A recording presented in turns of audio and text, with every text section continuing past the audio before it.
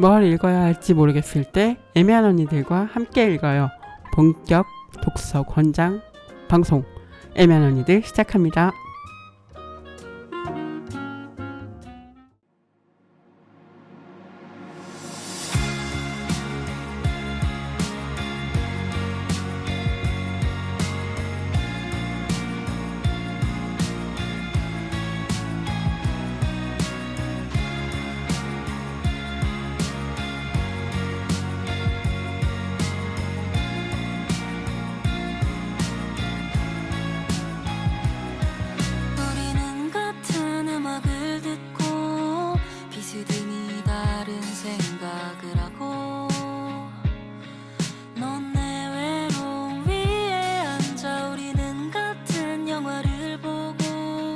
비스듬히 다른 생각을 하고 넌 내보곤 짐을 들어 언젠가 넌 나를 그리워하지 않는 날이 오겠지만 괜찮아 언젠가 넌 나를 기다려주지 않는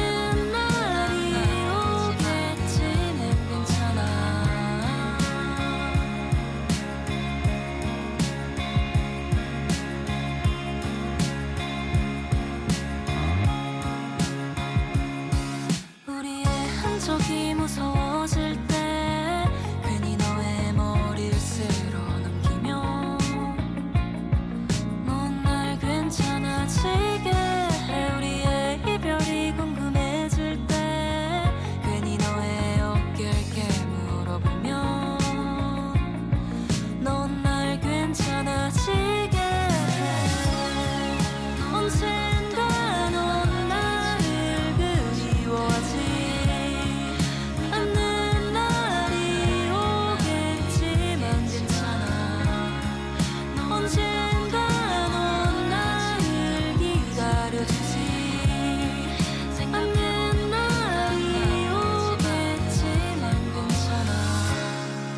언젠가 넌 그 영화를 볼 때 나를 떠올리지 않아도 좋아 언젠가 넌 그 음악을 들을 때 나를 떠올리지 않아도 좋아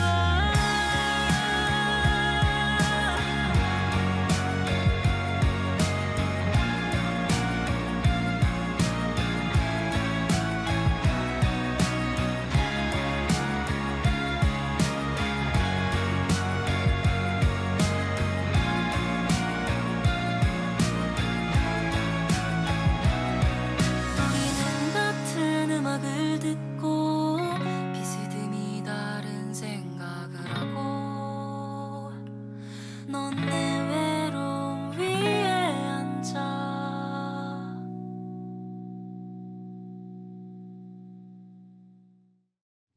박소은의 우리는 같은 음악을 듣고 첫 곡으로 듣고 오셨습니다. 오늘부터는 새로운 분들과 함께 하고요. 지난주까지 명절 특집으로 배우민정 작가님과 나는 당신들의 아랫사람이 아닙니다. 책 이야기를 나누고 왔어요. 재밌게 들으셨는지 모르겠습니다. 또 오늘 또 새로운 분들과 재밌는 얘기 할게요. 지난 29회에서 분어미님들이 나오셔가지고 영화 이야기 했었던 적 있죠? 기억하시죠? 오늘도 이어서 우리 같이 볼래요에 나오는 영화 이야기 해보도록 하겠습니다. 세 분 모셨습니다. 안녕하세요. 안녕하세요. 네, 반갑습니다. 각자 소개 좀 부탁드릴게요. 네, 안녕하세요. 저 분어미를 운영하고 있는 이성경입니다. 네. 안녕하세요. 홍아언입니다. 네, 안녕하세요. 분어미에서 활동하고 있는 정현주라고 합니다. 네, 반갑습니다. 아마 홍아 언니 그리고 또 이성경님 두 분은 지난번부터 계속 듣고 계실 거고 새로운 분이 나오셨어요. 한번 소개 좀 조금 더 자세히 해주시죠. 저는 분어미가 처음 시작을 할 때 그 첫 모임부터 함께 했었던 멤버고요. 지금 벌써 몇 년 됐죠? 7년. 7년, 네, 7년째 분어미 모임의 우선순위를 두고 열심히 참여하고 있는 네, 멤버입니다. 아 요즘에는 소수빈한테 뺏겼어요. 연주쌤을. 소수빈이요? 네. 분어미를 지금 소수빈 콘서트를 가느라 분어미 모임을 오지 않는 실정입니다. 그러시구나. 네. 네. 음악도 신청하셨던데, 네. 빼앗기고 있다고 하지만 어쨌든 열정을 가지고 참여하신 것으로 저는 느껴지는데요. 우리 같이 볼래요 책에서 우리 집이라는 영화로 또 이렇게 글을 쓰시고 그 책에도 같이 참여하셨던 정현주님 모셔서 또 오늘 우리 집 이야기 해보려고 해요. 그러면 오늘 우리 집 이야기를 하기 전에 각자 좀 어떻게 지내셨는지도 들어보고 싶은데 두 분은 어떻게 지내셨나요? 뭐 별로 오래되진 않은 것 같긴 한데. 저는 최근에 진짜 싸울 일이 별로 없어서 남편하고 싸우지 않고 살았었거든요. 그동안 거의 10년을 싸웠기 때문에 이제 더 이상 싸울 게 이제 없었는데 이제 최근 일주일 안에 좀 크게 싸웠어요. 그래서 그걸 오늘 이제 뒤에 같이 우리 집 이야기하고 엮어서 이야기를 좀 할 수 있을 것 같습니다. 그래서 이따가 기대해 주세요. 저희 부부싸움 이야기. 요즘에 좀 싸워서 마음도 안 좋고 체력도 많이 소모되고 좀 이렇게 이제 그런 일상을 살고 있었습니다. 네, 방송 나와서 얘기하시려고 일부러 싸우신 건 아니죠? 절대. 싸우고 나면 얼마나 힘든데요. 일부러 싸우니까. 그죠. 네, 홍아언니 어떻게 지내셨어요? 저는 계속 이제 드라마를 쓰고 있고요. 네, 그렇지만 뭐 작품이 계속 이 드리는 시간만큼 안 나오는 게 가장 고통스러워요. 네, 이게 어떤 인풋과 아웃풋이 비례해서 나온다면 정말로 즐겁겠는데 그렇지 않아서 그런 부분에 대해서 좀 약간 희비를 하고 있는 상태고, 그리고 저도 굉장히 오랜만에 우리 집 영화를 다시 봤거든요. 근데 사실 요즘에는 굉장히 자극적이고 또 스토리가 강하고 선명한 영화들 혹은 드라마만 이제 보다가 이 우리 집 영화를 다시 보니까 굉장히 낯설고 새롭더라고요. 그래서 참 또 다른 이건 저에게 자극이었다라는 생각 들고 오늘 되게 기대하면서 왔습니다. 네, 그러면 저희 이렇게 앞에서 언급한 우리 집에 대해서 좀 소개를 좀 일단 해봐야죠. 보신 분들도 계시겠지만 또 안 보신 분들도 있을 것 같아서 좀 간단하게 소개 부탁드립니다. 네. 네, 영화 우리 집은 그 윤가은 감독의 작품이고요. 2019년도에 8월 여름에 개봉을 했고, 이게 아마 우리들이라는 영화의 차기작으로 또 많이 기대를 받았던 그런 영화인데요. 네, 우리 집은 어린이들이 주인공으로 나오고 또 제목이 이제 우리 집이죠. 우리 집을 지킬 거야라고 아마 카피 문구가 있었던 걸로 기억하는데, 네, 우리 집도 꽤 많은 호평을 받았던 걸로 기억을 합니다. 네. 그 어린이들이 주인공이고 우리 집을 지키려고 하는 3명의 어린이들이 나오고 또 어른들은 좀 잘 안 나오는 것 같아요. 주인집 아주머니 이 정도 나오는 것 같고, 그리고 그 주인공 하나의 엄마 아빠 뭐 이렇게 나왔던 게 생각이 납니다. 저도 우리 집을 어저께 다시 보고 왔는데 뭐 각자 또 어떻게 영화 보셨는지 궁금해요. 좀 돌아가면서 감상에 대해서 좀 얘기해 주시죠. 제가 우리 집 처음 나왔을 때도 보고 이제 이 책 작업하면서도 이제 계속 보고, 근데 그 좋았던 느낌이나 이렇게 내용이나 이런 건 다 알고 있지만 이번에 녹음 오기 전에 다시 봐야 되겠다 그래서 다시 봤어요. 그랬더니 완전히 다르게 정말 전혀 새로운 영화를 본 것처럼 보이는 거예요. 아이들이 어릴 때, 저희 집도 지금 남매가 살고 있거든요. 근데 처음에 봤을 때 아이들이 굉장히 어리고 미취학 아동이었고 이럴 때 봤을 때의 느낌과 지금 저희 첫째가 5학년이에요. 네. 근데 여기 영화 속에서 하나 주인공이 5학년으로 나오거든요. 그러니까 저희 딸과 하나가 또 겹쳐서 보이기도 하고, 그리고 제가 또 최근에 부부싸움을 크게 따겠잖아요. 그러니까 부부싸움을 하고 직후에 또 이 영화를 보니까 전혀 새로운 장면들이 그 싸우는 그 뭘로 싸우는지 이런 것들이 굉장히 현실적으로 들리면서 이게 아이들이 어릴 때 보는 거랑 그 아이 성장하고 비슷하게 내가 또 그 시기가 돼서 보니까 전혀 다르게 또 보이는구나. 그래서 너무 놀라웠어요. 그렇군요. 어떻게 또 달리 보이는지 또 자세히 이야기해 주실 거라고 생각을 하고요. 네, 홍아 언니 어떻게 보셨나요?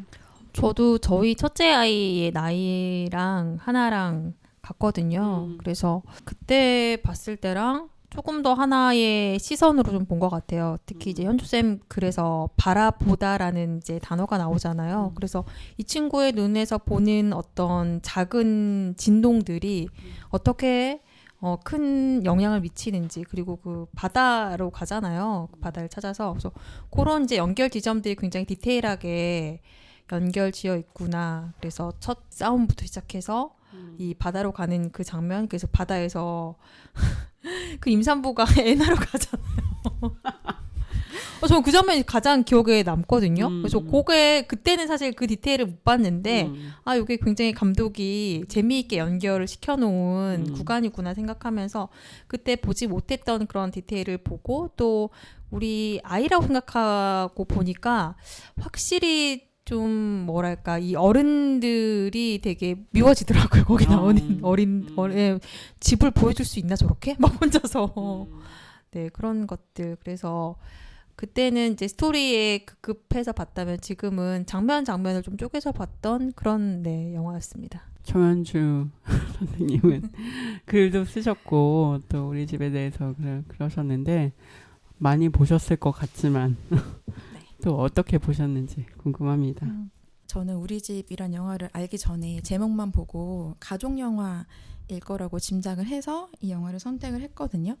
물론 어린이들이 주인공이라는 정보 정도는 알고 있었는데 어린이들에게 우리 집이란 어떤 의미인가, 약간 이런 부분들이 좀 궁금하기도 했고, 근데 영화를 보면서는 오히려 제가 이미 어른이기 때문에 어른으로서의 마음이 자꾸 투영이 되는 거예요. 그 시선으로 아이를 바라보게 되고, 그리고 어른의 입장에서 뭔가 변명하고 싶기도 하고, 혹은 어린아이가 너무 과도하게 자기 집에 대해서 너무 애착을 갖고 있는 것이 좀 못마땅하기도 하고, 약간 여러 가지 감정이 좀 들었었는데, 그래도 글을 쓰면서는 내가 어른의 시선으로 아이의 그 마음 자체를 좀 판단하지 말아야겠다. 아이가 가족끼리 함께 하고 싶고 같이 밥 먹고 싶고 행복하고 싶어하는, 가족을 지키고 싶어하는 그 마음을 내가 나의 시선으로 좀 해석하지 말아야겠다. 그리고 감독님이 또 카메라 자체가 그냥 아이를 따라다니는 그 시선이 있잖아요. 그래서 저도 그냥 그 장면들을 따라서 아이들을 좀 그냥 바라보자, 이런 마음으로 영화를 봤던 것 같고요.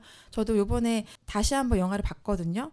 근데 또 다시 보이는 장면들이 있더라고요. 그래서 오늘 선생님들도 또 그 부분에 대해서 각자 또 이야기 나눌 부분들이 있을 것 같습니다. 그러면 얼마 만에 다시 보셨어요, 정현주 선생님은? 한 2년 만에 본 것 같네요. 네. 또 사실 어떤 때 보냐에 따라서 또 영화가 달라지고 달리 보이고 또 못 보던 장면도 다시 새롭게 또 보이고 그런 것 같습니다. 저도 아이들을 보니까 말하자면 우리가 싸우는 엄마 아빠처럼 싸우는 그런 입장이잖아요. 근데 어렸을 때 생각해보면 참 그런 불안 이런 것들이 좀 전 생각나기도 했어요. 엄마 아빠가 좀 다투실 때 막 이런 생각도 새록새록 나고, 또 지금 또 나이가 들어서 또 싸우는 입장이 되었기 때문에 이게 좀 이렇게 여러 가지 생각을 하면서 또 봤던 영화였습니다. 네, 그러면 이제 신청곡을 좀 듣고 와서 본격적으로 이야기해 보려고 하는데요. 소수빈의 음악을 신청하셨는데 이렇게 영향이 이게 어떤 사연이 있는지 좀 이야기해 주시죠. 네. 별 사연은 없고 소수빈 가수님의 음악에 요새 취해서 살고 있기 때문에 그 이제 오리지널 곡들을 좀 듣다가 영화 장면이 생각나는 그런 노래가 있었는데, 제목이 길을 잃은이라는 노래예요. 그래서 길을 잃어서, 물론 이제 사랑 이야기지만 가사는 우리가 어디로 가야 할까, 뭐 이런 마음이 담긴 노래인데 함께 듣고 싶어서 신청해봤습니다. 네, 소수빈의 길을 잃은 듣고 오겠습니다. 길을 잃은 아이처럼 그 자리에 가만히 서서 울음을 터뜨리듯이 내 마음이 너무나 불안해.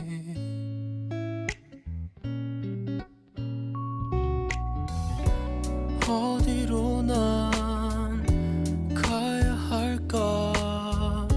주변만 두리번거리죠.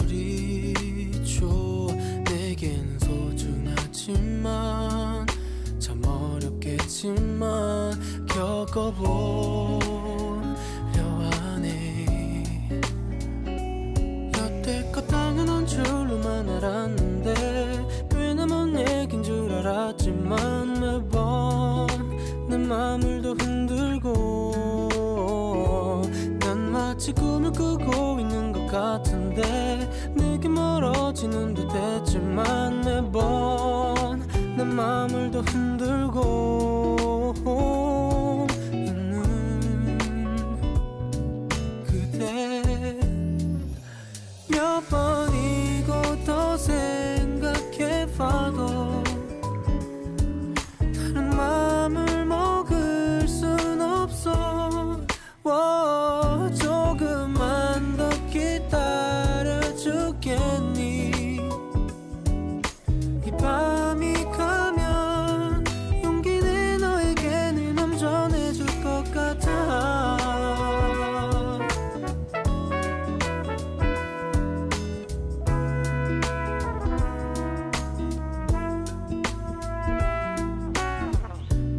요즘에는 겁이 많아.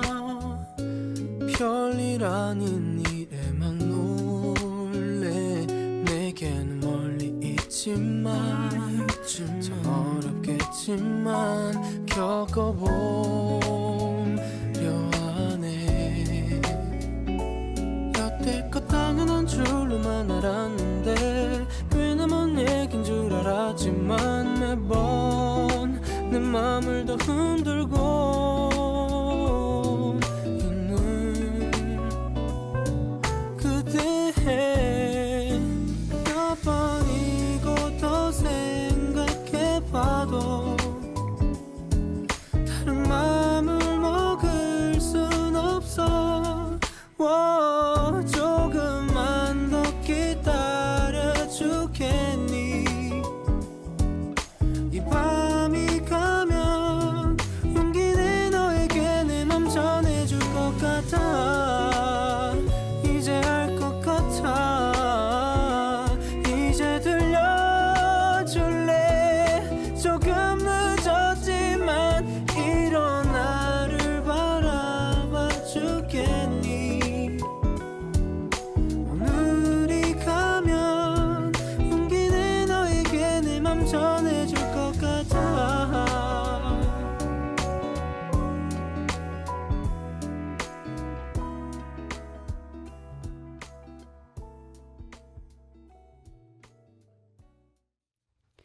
네, 소수빈의 길을 잃은 듣고 왔습니다. 정현주 선생님의 신청곡이었고요. 그러면 또 영화 얘기도 해보도록 하겠습니다. 저희가 좀 인상적인 장면들 좀 아까 얘기도 잠깐씩 했었는데 좀 각자 좀 영화에서 인상적이었던 한 장면 좀 각각 이야기해보면 어떨까 합니다. 먼저 어떤 분이 이야기해 주실까요? 네, 또 제가 해보겠습니다. 저는 제일 첫 장면 시작할 때 그렇게 막 부부싸움으로 시작하는구나 이걸 이번에 또 알았어요. 그러니까 제가 부부싸움을 최근 했다고 했잖아요. 그래서 오 내용하네 막 이러면서 되게 이제 부부싸움 내용을 굉장히 집중해서 들었어요. 예전에는 그렇게까지 디테일하게 뭘로 싸우는지 내용을 막 듣지 않았는데 그 내용을 막 집중하는데 그 부부싸움 장면이 몇 번 나오거든요. 네. 그 집 안에서 우리 집 안에서 몇 번이 나오는데 그때마다 저는 그 싸움 내용에 집중을 하는데 이 감독이 어느 순간 예를 들면 하나가 오빠 방에 가서 문을 닫고 오빠한테 뭐 설득을 우리 가족여행 가자고 오빠가 좀 얘기 좀 해봐라 이런 대화로 갑자기 전환이 되면서 부부싸움 내용이 안 들리는 거예요. 근데 밖에서 싸우고 있구나 정도로만 인지가 되는 그러니까 내용이 안 들려요. 저 그 내용을 듣고 싶어서 계속 돌려도 이제 하나의 목소리만 들리는 거죠. 하나랑 오빠 목소리만. 네. 그래서 제가 그때 이제 안 게 이게 아이들한테는 부모가 어떤 내용으로 싸우는지는 중요하지 않구나. 그냥 지금 엄마 아빠가 심하게 감정적으로 싸우고 있다는 게 중요한 거지. 문을 닫고 저 문 밖에서 뭘로 싸우는지는 아이들한테는 그렇지. 아이들의 그쵸. 시선으로 영화를 봤을 때는 그렇구나. 음. 난 집요하게 내 입장에서 저 부부싸움의 전개를 그 뒤에 무슨 얘기를 하는지 막 이런 거 받아 적으면서 듣고 있는데 어느 순간 안 들리면 괴롭고 막 이랬다가 아 이게 감독의 의도구나. 아이들은 당신들이 뭘로 싸우는지가 중요한 게 아니다. 문 닫고 저렇게 하는 게 나한테 지금 상처가 되고 지금 이거를 빨리 벗어나고 싶은 아이들의 어떤 마음들을 담으려고 한 거 아닌가? 그러면서 이번에 새롭게 보였던 장면이 그 장면이었어요. 그래서 제가 스스로 화들짝 놀라며 그래 우리 아이들은 저희도 남매가 있다 보니까 저희가 싸울 때 아이들이 문 밖에 있거든요. 문 안에 있죠. 주로 이제 방에 있거나 아 애들이 이런 마음이었겠구나. 엄마 아빠가 지금 너무너무 중요한 걸로 싸우고 있어도 이게 중요하지 않겠구나. 맞아요. 들리지 않고. 사실 좀 생각해보면 저도 뭘로 싸우는지 사실 모르죠. 아이들은. 엄마 아빠는 되게 중요한 문제로 물론 싸울 수 있지만 죽고 사는 문제로 싸워. 그게 뭔지 이해하기도 힘들고 뭔지도 모르겠고 무슨 얘기 하는지도 모르겠고 약간 그런 느낌 아니었을까 생각을 좀 어릴 때 기억을 더듬어서 해봅니다. 네. 다른 분들은 어떠셨어요? 홍아언니는 어떠셨나요? 어떤 장면? 제가 그 초반에 말씀드렸다시피 해변에서 얘네들이 잘 데가 없어서 막 어떡하지 하고 있는데 그 부부가 이제 진통이 부인이 와가지고 막 갑자기 떠나잖아요. 그래서 텐트만 남겨놓고 가서 애들이 옳다구나 싶어서 간 장면이 그땐 되게 위트 있다 정도 생각했는데 지금 생각해 어제 다시 봤을 때 아, 집이 저렇게 그냥 훌쩍 떠날 수 있는 곳이면 좋겠다라는 생각을 했어요. 이게 우리가 집이라고 생각하는 게 하드웨어도 굉장히 되게 크고 또 그 안을 구성하고 있는 가정이란 소프트웨어도 되게 어떤 일대 종사같이 느껴지잖아요. 근데 언제든 저렇게 급하면 혹은 필요하면 언제든 떠날 수 있는 곳이면 정말 좋겠다라는 생각을 하면서 어쨌든 그 태아까지 그 사람 3명이 떠난 거잖아. 그리고 다시 이 어린이 3명이 들어온 거잖아요. 그래서 아 그렇게 하고 그리고 이 하나가 마지막에 우리 진짜 여행을 이제 준비하자라고 했을 때 그런 의미에서의 이 텐트가 되지 않았을까? 그리고 제가 이제 소공녀라는 영화를 되게 좋아하고 제가 글도 썼는데 소공녀도 마지막에 미소가 텐트에서 잠을 자거든요. 우리가 기존의 어떤 가족이나 집이나 관념이 너무 한국 사회에서는 크고 무겁고 그렇기 때문에 하나도 막 전전긍긍하잖아요. 이 가정이 깨질까봐. 근데 그걸 좀 기점으로 해서 달리 시선을 보고 가족이라는 게 꼭 핏줄이나 혈연이 아니라 우리 언니는 언제까지나 나의 언니일 거지라고 하는 것들이 연결되면서 조금 이제 새로운 생각들의 어떤 판을 마련해 준 것 같아서 그 장면이 저는 가장 기억에 남습니다. 그 해변 아이들이 길을 잃고 헤매다가 해변에서 하룻밤 자는데 마침 뭔가 정해진 것처럼 해변에서 캠핑을 하던 두 부부가 임신을 한 부부가 갑자기 병원으로 가는 듯한 그런 느낌을 풍기면서 가고 아이들이 그 3명이 그 텐트 안에서 자는 장면이 이렇게 위에서 이렇게 3명의 얼굴을 보여주는 장면이 좀 되게 뭐랄까 따뜻한 느낌이었던 것 같아요. 행복해 보이는 그런 느낌이 되게 나는 물론 아빠 엄마는 못 만났지만 근데 집이 사실 되게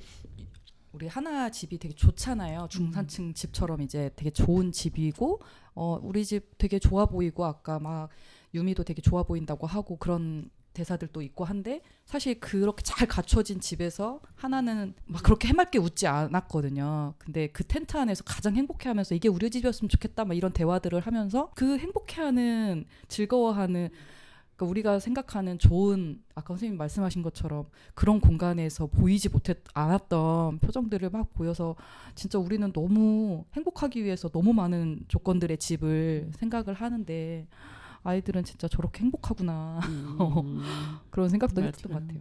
네, 그렇습니다. 네, 그러면 현주님은 어떤 장면이 좀 인상적이셨나요? 인상적인 장면이 굉장히 여러 장면이 있는데 이번에 다시 보면서는 그 첫 장면과 성경 쌤이 말씀하셨던 첫 장면과 그 다음에 마지막 장면에 숨이 쌍관이라고 하나요? 그 시작과 끝이 묘하게 이제 딱 맞아 떨어지게 이제 끝나는데 그것에 어떤 의도가 있었을까라는 생각을 좀 하게 됐거든요. 그러니까 시작할 때는 그 막 다투는 소리로 시작을 하고 이제 하나가 이제 밥 먹어라 이제 얘기를 하죠. 마지막 장면은 밥을 먹는 그런 달그락거리는 소리가 나는데 사람의 소리는 들리지가 않거든요. 말소리는. 이게 진짜 현실적인 그런 부분이 있다라고 느낀 게 각자 어떠신지 모르겠어요. 집에서 가족들과 밥을 먹을 때 우리가 막 화목한 가족이 함께 식사하는 어떤 장면을 떠올랐을 때 실제로 막 그렇게 즐겁고 막 깔깔대고 이런 식으로 밥을 먹진 않잖아요. 오히려 그냥 말없이 먹거나 뭐 정보 정도 이제 서로 공유하거나 뭐 그냥 이 정도인데 왜 하나는 집에서 이렇게 꼭 같이 밥을 먹고 싶어 했을까? 그리고 마지막에 밥을 먹으면서 가족끼리 다 각자 다른 생각을 하고 있었을 것 같은 거예요. 그 침묵 속에서. 그래서 그런 부분이 되게 막 상상하게 되더라고요. 그래서 우리가 그런 막 화목하게 함께 식사하는 그 즐거운 시간은 정말 그냥 환상이지 않을까. 그리고 그거를 정말 보여주면서 영화가 끝난 게 아닐까? 이런 생각을 좀 하게 됐어요. 그러네요. 밥에 대한 그런 뭔가 집착이라고 할까요? 뭐라고? 밥을 같이 먹었으면 좋겠는데 한 번도 영화 내내 밥을 먹어주지 않다가 마지막에 겨우 돌아온 하나와 함께 밥을 먹는 장면으로 끝이 나는 거고 또 얘기를 해주셨는데 하나가 계속 걱정하는 유일하게 가정에 대해서 걱정하는 사람 같기도 한데 하나에 대해서 조금 얘기를 해보면 좋을 것 같아요. 세 분은 하나를 어떻게 보셨는지 좀 궁금합니다. 아까 또 아이와 같은 나이다 이러면서 또 언급도 해주셨는데 어떠셨어요? 오면서도 그 선생님들이랑 얘기를 좀 했었는데 밥에 너무 집착하는 여자아이라는 게 되게 좀 불편한 부분이 있죠. 그리고 저 친구가 같은 나이 남자였으면 저렇게 아예 설정도 안 했을 것이고, 네. 그래서 밥에 저렇게까지 또 음식을 직접 손수 만들잖아요. 누가 시키지도 않았는데. 그래서 그런 부분들이 되게 건드려지는 부분들이 있는 것 같아요. 돌봄을 자처하고, 그리고 그 밥을 통해서 뭔가 매개로 어떤 관계를 이어나가려고 하는 게 사실은 큰 성인 여자도 굉장히 비슷한 모습을 보이는 경우가 많잖아요. 가정 내에서. 그런 것들의 축소판이 아닌가 싶기도 하고 또 저렇게밖에 표현을 할 수 없는 하나의 입장. 뭐 그 친구가 그 집에서 대화를 할 수가 없잖아요. 엄마 맨날 막 독일 간다고 하고 아빠 막 뭐 주임이랑 통화하고 이러니까. 그래서 그런 어떤 상황적인 입장에서 자신이 어떤 대화를 하려고 하는 매개체가 밥밖에 없다는 것도 되게 안타깝고 그리고 또 그것 때문에 더 집착하게 되는 모습들이 좀 여러 가지로 다면적으로 생각을 해보게 되는 것 같아요. 부모님이 싸우실 때 밥상에서 되게 눈치 많이 봤거든요. 그래서 그런 생각도 좀 나고 그래서 아빠가 뭐라고 하지 않을까 또 엄마가 아빠한테 또 뭐라고 하면 또 그 뒷감당은 엄마가 막 나한테 화풀이를 하니까 그 밥상에서 있었던 거기서 말하지 않다가 뒤에서 또 화풀이를 하시니까 그런 점들도 좀 어린 시절 기억도 나고 그랬습니다. 천주 쌤은 어떠셨나요? 하나를 보면서. 저는 이 영화를 처음 봤을 때부터 최근에 다시 봤을 때까지 계속해서 사실 하나에게 답답함을 많이 느껴요. 그리고 제가 뭔가 감정을 대입하기는 조금 어렵다. 왜냐면은 저랑 너무 다른 아이여서 저는 오히려 하나의 오빠 같이 그럴 거면 빨리 정리를 해라. 이렇게 늘 말하는 그런 딸의 입장이었기 때문에 하나는 가족이 왜 이렇게 소중한 걸까? 이런 생각을 많이 하게 되고 이번에 보면서는 이 아이가 친구들도 끊임없이 도와주고 선행상을 받을 만큼 그리고 가족들 사이에서도 가장 관계지향적이어서 관계를 어떻게 하면 회복할까에 대해서 막 골몰하는데 그리고 되게 돌봄 막 손가락을 따주잖아요. 맞아요. 5학년짜리가 그래서 이런 하나의 장면에서도 그간의 그 착착 이 아이가 어떻게 살아왔는지가 약간 또 보이는 이런 면이 있었는데 이 아이는 계속해서 사람들을 돌보는 자리에 있으면서 근데 누가 이 아이를 돌봐주지? 그러니까 이 아이는 힘든 일을 생기면 누구한테 이야기하지?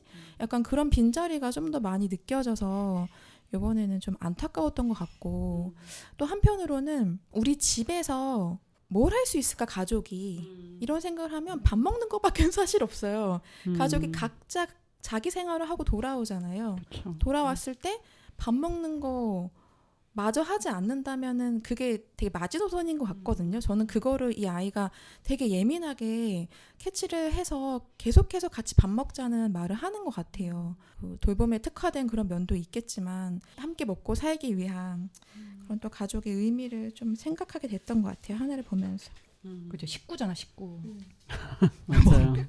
달리 뭘 하죠? 가족들이 뭘 하죠? 이 질문이 갑자기 또 생각을 하게 되네요. 뭘 하면 좋을까라는 생각도 들고요. 아, 저는 이제 좀 저희 집이 이제 남매를 키우고 있고 저희 이제 비슷하게 저희 딸도 5학년이라고 했는데 저희 집은 좀 전혀 좀 다른 모습의 이 부부싸움이 종결이 되는데 예를 들면 최근에 부부도 많이 싸우지만 남매도 정말 많이 싸우거든요.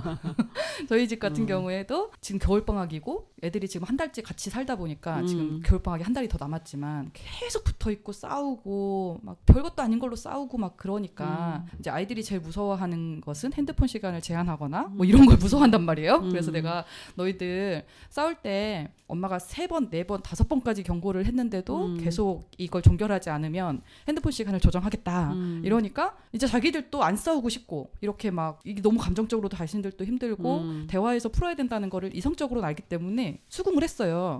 근데 수긍을 하고 곧바로 이제 그럼 엄마 아빠도 싸워. 근데 우리가 그만이라고 5번 얘기했는데 이 싸움이 종결되지 않으면 우리한테 5만 원씩 줘 이러더라고요. 그래서 딜레이더라고요. 근데 저는 그때 되게 놀라면서도 아 애들 입장에서는 부모가 싸우는 것도 자신들이 종결시킬 수 있는 힘을 갖게 된 거잖아요. 근데 이거를 내가 아니야 그건 아닌 것 같아라고 할 재간이 없죠. 왜냐면 아이들의 싸움도 그렇게 종결하기로 했는데 부부 싸움도 그렇게 바로 맞받아 칠 때 그래 그럼 그렇게 하자. 우리 집의 평화를 위해서 너희들이 싸울 때 이야기를 해도 계속 싸우면 핸드폰 시간 조정. 엄마 아빠가 싸울 때 너희들 얘기를 수용하지 않고 계속 싸운다 그러면 이제 5만 원씩 주겠다. 그런데 최근에 싸웠다고 했잖아요. 근데 저는 이제 무섭기도 하고 하니까 이제 큰 소리가 막 났어요. 그래서 애들이 막 그만을 하는데 5만 원이 생각나면서 내가 빨리 막 나갔어요. 집 밖을. 집 밖을 더 싸우면 피하셨군요. 더 싸우면 내 5만 원 10만 원이 나가잖아. 막 그래서 그리고 빨리 이게 애들한테 얼마나 이게 안 좋은지도 알겠고 또 저는 우리 집도 여러 번 봤잖아요. 예전부터. 그러니까 아이들이 부부싸움 하는 거에 굉장히 힘들어하고 빨리 종결을 하는 게 맞다는 걸 우리 이성적으로 알잖아요. 나중에 싸우더라도. 그래서 내가 빨리 나가야 되겠다 그래서 제가 분명히 3번 듣고 나갔거든요. 네. 빨리 그냥 뭐 가타부터 말도 없이 나갔단 말이야. 근데 이제 우선 다음날 자기가 분명히 5번을 얘기했다는 거예요. 그래서 방에서부터 말을 하고 나왔다.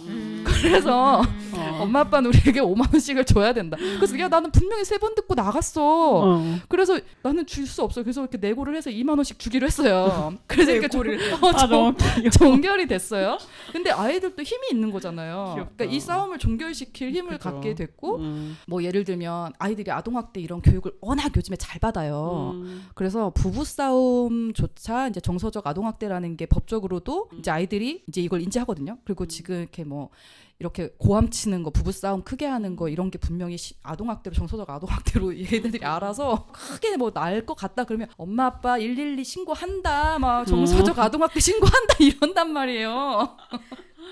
그러니까 이게 이제 완전 하나랑 전혀 다른 캐릭터인 거죠. 우리 집 아이들은 진짜 무서워요. 아이들이 무서워서 못 싸우거든요. 막 이렇게 싸울 때마다 10만 원씩 뜯긴다고 생각해 보세요. 집에서. 그리고 막 아동학대로 다 신고하고 어디 막 공개한다 그러고 맨날 우리 엄마 분엄이 카페에 쓸 거야 막 이러고 진짜 무서워 죽겠어요. 그래서 권력을 가지고 약간 그래서 하나가 이런 캐릭터였으면 좋겠다. 그러니까 부모의 싸움에 막 마음 졸이고 막 그런 것보다 어린이들도 이런 힘이 있다라는 걸 하나들에게 얘기를 해주고 싶네요. 하나들에게. 그러네요. 진짜 아이들이 좀 그런 통제할 수 있는 그런 권한이나 권력이 있으면 더 좋지 않을까. 근데 아이들은 너무 약하다. 저 너무 약하죠. 그러니까 5학년 되니까 제가 그래서 아까 다시 보니까 보인다는 게 얘네들이 미취학 아동일 때는 그런 힘이 없었거든요. 왜냐하면 아동학대 교육도 안 받았잖아요. 근데 초등학교 5학년쯤 되면 학교에서 계속 받거든요. 이게 아마 의무 교육일걸요. 그래서 아마 이제 다 받고 아이들이 신고하게끔 또 신고 쳐도 다 신고해라. 옛날에는 이러다 신고한다 보니까 해가지고. 교육을 워낙 잘 받다 보니까 무서워요. 그러니까 힘을 아이들이 갖는 건 너무 좋은 것 같아요. 제가 통제 당하거든요, 실제. 하나는 그러면 어떻게 하면 좋을까? 저 아이는 왜 저렇게 성숙할까라는 생각이 좀 많이 들었어요. 그 전에 어떤 일이 있었길래도 가족들 사이에서 어떤 일이 있었길래 왜 이렇게 성숙한 거지? 막 이렇게 챙기지? 아빠 전화를 숨기잖아요. 맞아요. 다른 이제 여자 늦은 밤에 여자한테 전화가 온 걸 듣고 내용이 심상치 않음을 바로 간파하고 숨기잖아요. 그걸 보고 이전에 굉장히 히스토리가 많았겠구나라는 생각이 들었어요. 이런 일이 발생했을 때 어떠한 싸움과 분란이 일어나고 그것이 굉장히 자기한테 큰 상처나 공포였기 때문에 이걸 상대를 숨기고 막 가잖아요. 그래서 유미 집으로 단순히 이 친구가 밥에 집착하게 된 거는 물론 이제 여자의 돌봄의 어떤 습도 있겠지만 그런 맥락에서 발현된 그 자기 방어가 아닐까 싶기도 하고 그렇습니다. 두 집이 나와요. 그래서 하나의 집이 나오고 그리고 또 유미와 유진이 있는 집이 나오고 이렇게 하나가 왔다 갔다 하면서 그 아이들과 같이 뭐 이렇게 놀기도 하고 놀러 다니기도 하고 그러다가 이제 일어나는데 사실 좀 되게 인상적인 건 투 싶다 어른이 거의 없는 집이라는 게 좀 인상적이고 그래서 일어나는 일들이 또 두 집 아이들 사이에서 일어나는데 저 자랄 때만 해도 이렇게 저희도 부모님이 왜 맞벌이 하시고 그러면은 사실은 그때는 돌봄 이런 개념이 별로 없었어서 그런지 너무나 자유도가 높아가지고 저 때도 뭐 학원을 안 다니면은 거의 그렇게 방치된 그런 상황이었던 것 같거든요. 그래서 좀 그런 생각도 나더라고요. 요즘은 별로 안 그렇지 않을까 싶기도 하고. 약간 그게 네. 이제 저도 어렸을 때 엄마 아빠 없이 어린 시절을 집에서 이 집 갔다 저 집 갔다 이렇게 하면서 살았지만 지금 감수성으로 보니까 되게 불안해 보이는 거예요. 어떡해. 저기도 보호자가 없고 아이들끼리만 있고 저기도 그래서 되게 저 집 보러 온 저 사람들이 여기에 아이들만 있다는 걸 알고 범죄로 악용하면 어떡하지? 뭐 쟤네들이 범죄 피해자가 되면 어떡하지? 이런 불안한 마음이 계속 들더라고요. 그러니까 영화는 그렇지 않다는 걸 알면서 보면서도 진짜 이걸 누가 몰랐으면 좋겠다. 그냥 애들이 이렇게 놀고 있다는 걸 그런 마음들이 자연스럽게 들었어요. 보호자가 또 삼촌이잖아요. 저 그게 계속 걸리는 거예요. 고모나 어디 이모나 숙모나 남성 혐오가 심하다. 근데 삼촌이고 이 두 어린 여자니까 또 괜히 걱정이 되고. 저도 사회가 또 워낙 그러니까. 저도 걱정이 됐어요. 삼촌이라는 것이 삼촌. 약간 잘 올까? 막 이러면서 이렇게 또 술 마시고 늦게 들어오고 막 이러면 어떡하지? 막 이런 마음이 있잖아요. 그런 것도 있고 진짜 다방면에서 걱정이 여러 가지 되더라고요. 맞아요. 네. 삼촌이 나오지도 않잖아. 심지어 한 번도 등장 안 한 번도 했잖아요. 나와. 치킨 사주기로 해놓고 안 오고 그러잖아. 왔나? 어. 오긴 온 건가? 안 온 거죠. 안 왔어요. 그때 전화하잖아요. 못 먹었다고. 못 그러니까. 먹었다고. 그래서 하나도 못 먹었다고 식구들 안 와서 못 먹었다고. 약간 돌봄을 받지 못하는 아이들일 수도 있고 옛날 생각이 많이 났다. 저는 그런 생각을 하면서 또 보게 되네요. 음악 듣고 와서 이어서 이야기해 보도록 하겠습니다. 어떤 분의 신청곡이죠? 이번에는? 다 현주쌤의 신청곡. 아 그렇군요. 네. 네, 두 번째 곡 소개 좀 해주세요. 그러면. 네, 이번에도 싱어게인 3에 나오셨던 3위를 하신 이젤이라는 가수분이 그 유재하 이제 음악 네네 거기서 상을 타셨던 곡이에요. 네, 노래가 되게 좋고 그리고 이제 여름 푸르른 이 여름을 지나라는 제목이잖아요. 그래서 이 윤가은 감독님이 주로 이제 여름에 자꾸 영화를 찍어서 여름이라는 계절을 좋아하냐는 질문을 많이 받으셨다고 하는데 이 여름이 지나고 나서 아이들은 올 이 여름을 어떻게 기억하게 될까 이런 또 궁금함이 생겨서 한번 선곡을 해봤습니다. 네, 그러면 이젤의 노래 듣고 오겠습니다.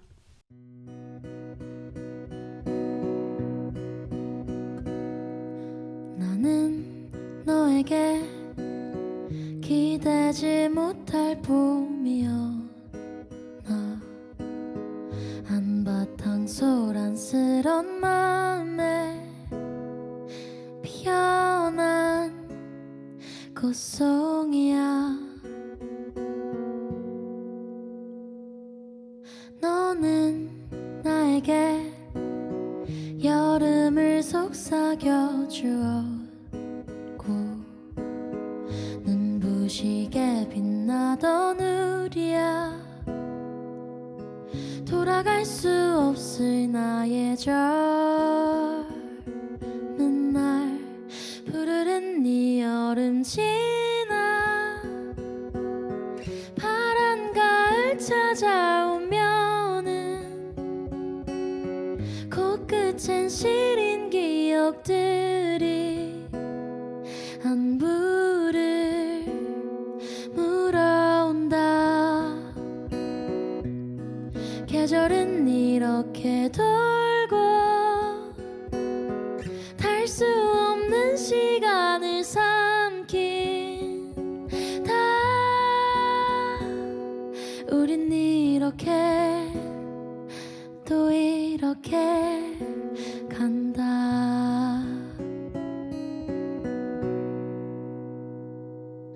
너는 나에게 바다 같은 사람이었지. 드넓은 바닷속에 잠겨 하염없이 울던 지난 날들.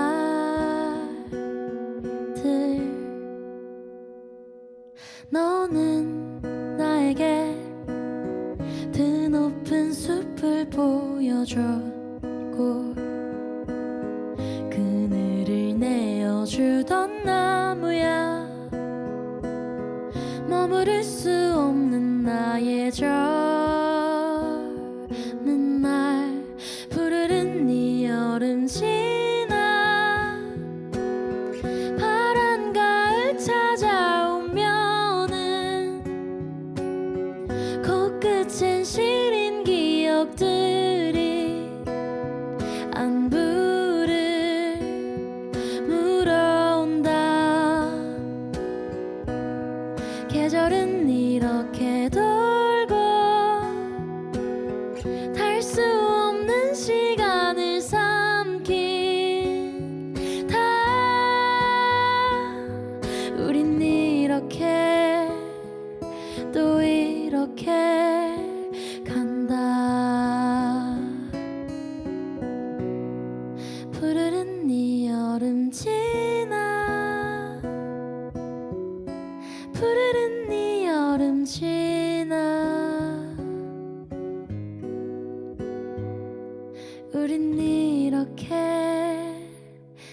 또 이렇게 간다.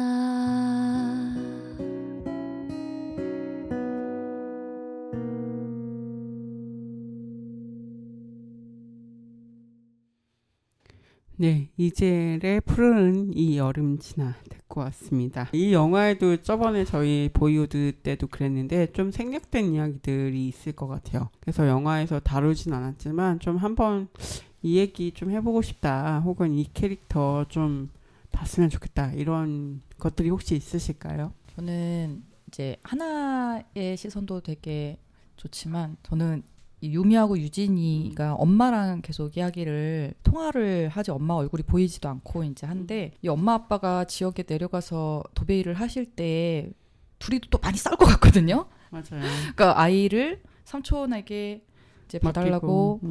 부부의 심정은 어떨까? 되게 어린 아이들인데 그래서 그거 보면 규칙들을 되게 정말 뭐 다른 사람 집에 들이지 말 것, 뭐 집에 어른이 없다는 얘기 하지 말 것, 뭐 이런 지금 디테일하게 다 생각나지는 않지만 와 진짜 저걸 다 적어놓고 다 갈 때의 그 엄마 마음은 또 어땠을까? 그들의 부부의 이야기들, 그런 것도 또 저는 개인적으로 궁금하더라고요.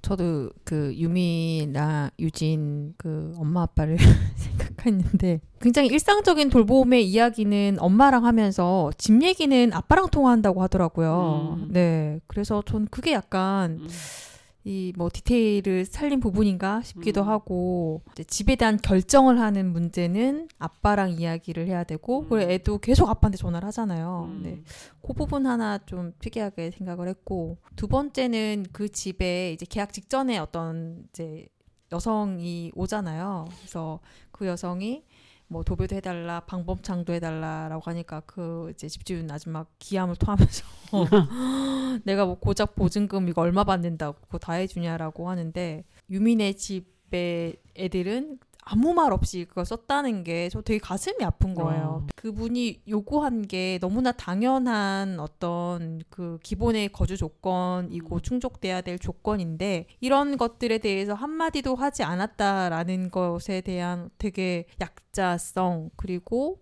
이 얼마나 이사를 6번 갔다고 했잖아요. 얼마나 주거가 불안정하니까 당연한 것들을 요구할 수 없는 게 사실 이들 뿐일까라는 생각을 좀 하게 됐어요. 그래서 여성 또 그런 또 집을 보러 다니는 것도 다 여성이야.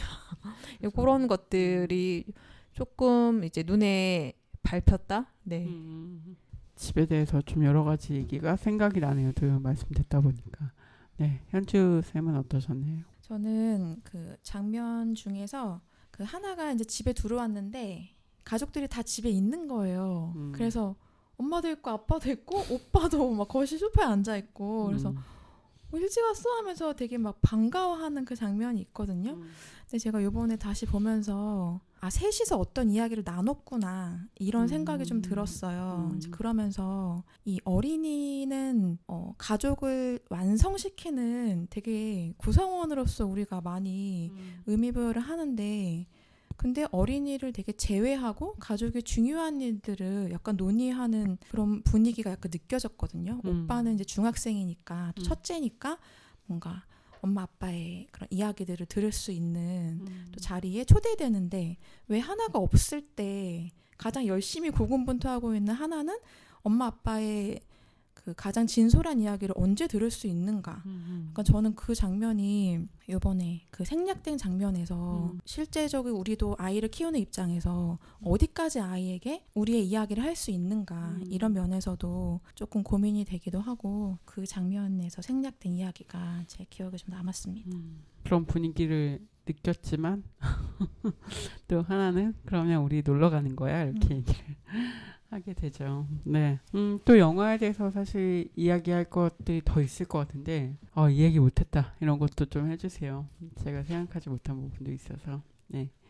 네, 또 마무리는 현주쌤이 해주시면 좋을 것 같고 저는 그냥 가볍게는 아니고 이게 되게 이 영화 내용도 내용이지만 저는 이 윤가은 감독이 영화를 찍을 때 우리 집의 촬영 현장 원칙 같은 것들을 굉장히 어린이 존중에 초점을 맞춰서 촬영을 했다고 해요. 그래서 그중에 이제 제일 1원칙만 시간 관계상 한번 읽어보면 우리 집의 현장은 어린이와 성인이 서로를 믿고 존중하고 도와주고 배려하는 것을 제1원칙으로 합니다.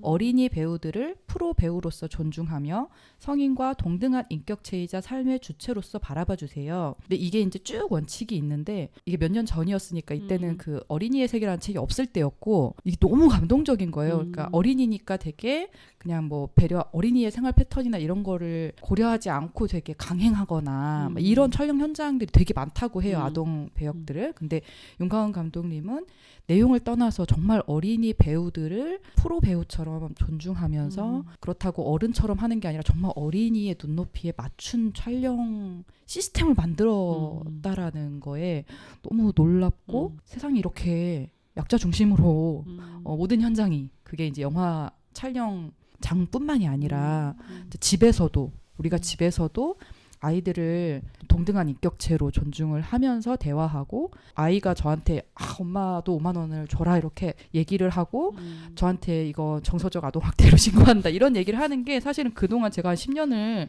계속해서 너도 힘이 있다 이런 이야기들을 끊임없이 하고 그 발언권을 줘서 이런 힘이 생겼다고 생각하거든요.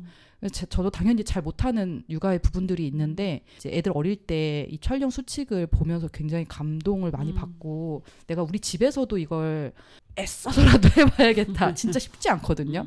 아이들의 이야기를 동등한 인격체로 존중해서 의견 수렴해서 얼마나 많은 이야기를 해야 되고 했던 얘기를 또 해야 되고 뭐 설득도 해야 되고 막 이러는데 그렇게 했을 때 아이들이 힘이 좀 생겨서 이게 이제 촬영 장뿐만이 아니라 우리 집에 이런 촬영 수칙들을 좀 찾아서 좀 변형해서 우리 집에 맞게 좀 붙여놓고 이러면 좋겠다 이런 생각을 했습니다. 저는 그 텐트에서 그 아이 3명이 그 부부가 급하게 남겨놓고 간 음식을 먹잖아요.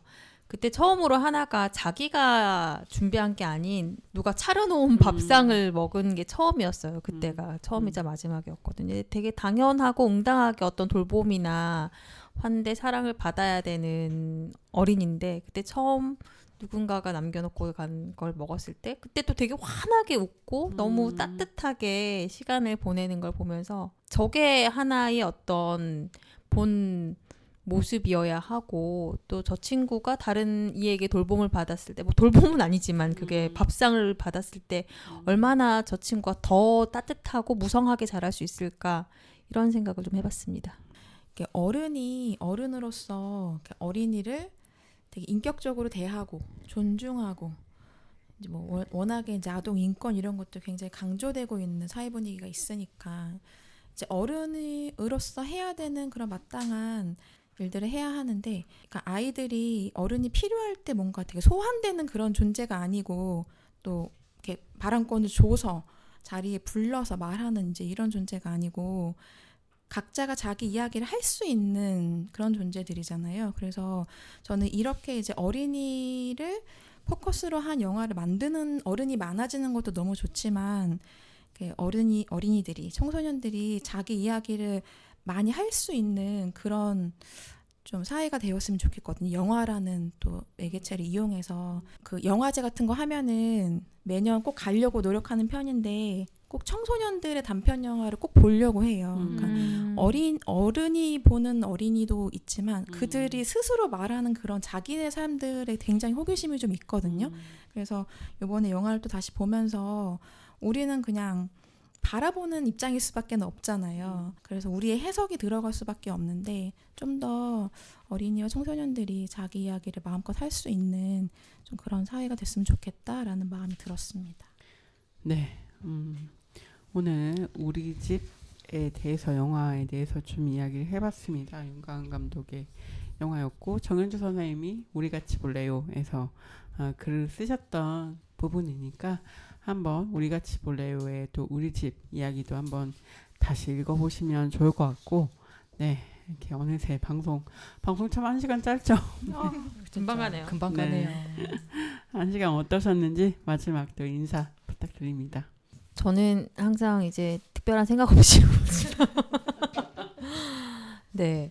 근데 이제 이 이야기를 듣고 보고 또 이 자리에서 제가 보지 못했던 부분들을 다 보시잖아요. 그리고 제가 생각했던 부분들도 나누면서 얻어가는 것 같아요. 항상. 진짜 같은 영화를 보더라도 이런 디테일이 다르고 또 저런 생각을 하시는구나 하면서 오늘도 많이 이야기 주머니를 부풀어서 갑니다. 네. 네, 저도 이렇게 조용히 이렇게 사운드가 겹치지 않게 서로 이야기를 이렇게 하는 그래서 이런 경험을 쌓는 것도 저희 분어미 내부에서는 활동의 의미가 있거든요. 그러니까 뭔가 우리가 그동안 쓴 거, 같이 본 걸 또 시간이 지나서 다시 한번 보고 그 달라진 시기에 다 같이 또 얘기를 해보고 그래서 이게 지나간 어떤 활동이고 지나간 책이고 이게 아니라 이게 지금 다시 얘기를 할 수 있는 기회여서 너무 좋았습니다. 네, 마지막으로 현주 쌤 네. 어떠시나요? 저는 분어미에서 출간한 3권의 책에 다 글을 써서 참여를 했는데 이렇게 책이 출판되고 나서 뭔가 이 책으로 이제 뭐 홍보라고 할까요? 이런 활동에 참여한 게 처음이에요. 이제 책 이야기를 계속해서 할 수 있는 자리가 마련되는 것이 굉장히 기쁘고 또 이 시기에 제가 하는 생각들을 또 이런 라디오 녹음을 통해서 또 남길 수 있고 기록할 수 있다는 것도 되게 좋은 기회인 것 같아서 너무 감사하게 생각합니다. 바쁘신데 또 나와주셔서 같이 이야기해 주셔서 감사하고요. 네, 마지막으로 음악 들으면서 마무리하도록 하겠습니다. 아쉽지만 또 마무리해 보도록 할게요. 마지막 곡 소개도 좀 해주시죠. 이 개구장애라는 팀의 엘도라도라는 곡인데요. 되게 오래된 97년도인가 나온 노래인데 제가 이제 평소에 하는 좀 엉뚱한 생각 중에 하나가 제가 이제 죽음을 앞두고 있을 때 듣고 싶은 노래가 있고 제가 죽고 나서 사람들이 나를 추모하기 위해 모였을 때 들어줬으면 하는 노래가 있거든요. 이 엘도라도는 후자의 노래예요. 네, 제가 떠나고 났을 때 사람들이 이 노래를 들어줬으면 좋겠어요. 네, 그래서 이 얘기 지금 사람들한테 하는 건 처음이거든요. 네, 여기 보나미 쌤들은 이제 제가 먼저 가게 될 수도 있어요. 그때 꼭 기억하시고 이 노래를 들어주셨으면 좋겠습니다. 네. 그 마지막까지 함께할 분어미 쌤들과 함께 엘도라도 마지막을 들으면서 인사하겠습니다. 감사합니다. 감사합니다.